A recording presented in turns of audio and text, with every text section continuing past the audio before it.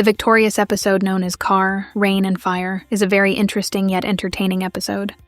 It's basically about Kat reading online that her favorite actress passed away. Tori and Kat are working on a science project together, so Tori realizes she's going to have to take Kat to the actress's home if she ever wants to finish her project. Because Tori doesn't drive, the girls try to convince Jade to drive them. Jade agrees, but only because this actress recently passed away and Jade wants to be around the soul. Jade and the girls take Kat's brother's convertible and drive down to Mona Patterson's house. They face many issues on the drive, one of them being passing through a rainstorm with a broken top. Another is finding a bunch of fake feet in the car's trunk. And finally, the girls are approached by a creepy clown at a gas station. They then arrive to Mona's house and Kat lights a cinnamon-scented candle on Mona's doorstep and begins giving a speech. Mona Patterson herself then comes out and the girls are shocked. They're shocked that Mona isn't dead. Mona tells Kat that she didn't die, but instead joined a show called The Dead. Kat made an innocent mistake by misreading a headline, but Mona doesn't go easy on the girls. Mona proceeds to spray the girls with a hose until they get off her property. The episode then cuts to Tori and Kat at Tori's house. They're completing their science project, but Tori's dad then tells the girls that Mona is on the news. The girls turn on the news and see that Mona's house caught on fire. The reporter says they don't know who caused the fire, but that it was caused by the candle Kat left on Mona's doorstep. The girls are shocked, but Tori changes the channel and tells Kat to shush. This episode is interesting because the girls literally commit a crime.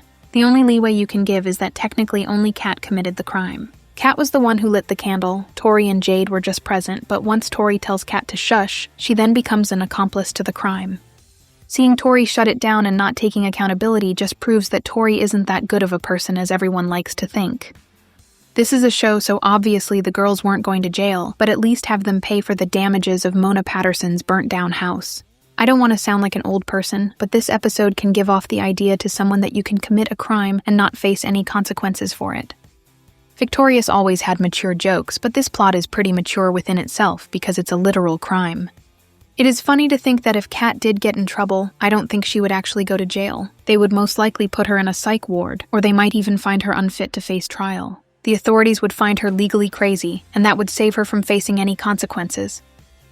The subplot from this episode is also entertaining. Trina is telling people she's dating Beck, so the boys prank her. Andre and Robbie joined Beck to get revenge on Trina. They pretend to all be in love with her, and it's funny to watch them admit their love for Trina. The boys start pretend fighting, and when Trina's dad comes into the room, the boys act like nothing is happening. Overall, it's a good subplot because it's not only entertaining but also funny. But comment down below your opinion on this episode. Leave a like on today's video if you enjoyed. Subscribe for more and turn on post notifications to never miss an upload.